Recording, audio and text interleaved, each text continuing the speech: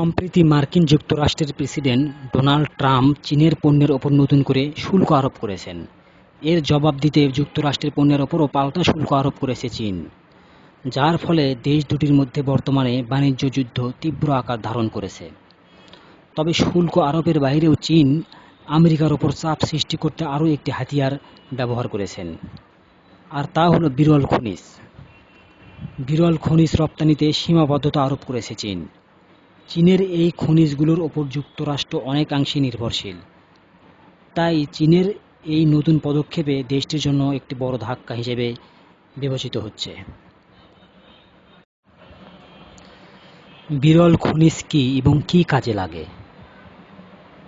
Neodymium, europium, yttrium প্রভৃতি নামের এসব খনিজগুলোর সঙ্গে আমরা হয়তো খুব বেশি পরিচিত নই, তবে এগুলো দিয়ে বানানো পণ্যের ওপর আমরা অনেকটাই নির্ভরশীল।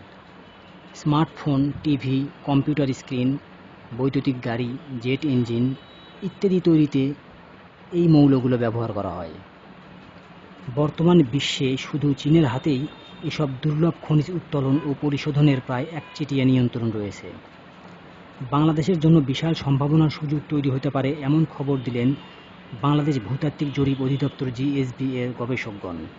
তারা বলছেন, বাংলাদেশে বিরল খনিজ সম্পদের সন্ধান পাওয়া গিয়েছে নদীর অববাহিকায়, বালুর জেগে ওঠা চর, সৈকত বালু ও কয়লা খনি থেকে।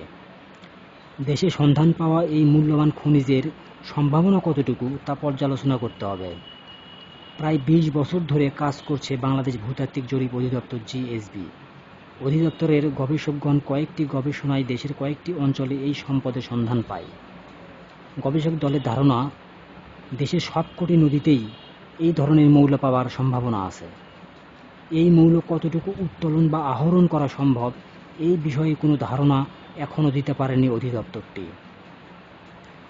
যদি এই মৌল যথেষ্ট পরিমাণ আহরণ ও পরিশোধন করা সম্ভব হয়, তাহলে উক্ত মৌলের জন্য যে সংকট বিশ্বে তৈরি হতে পারে তার সমাধান হবে একমাত্র বাংলাদেশ।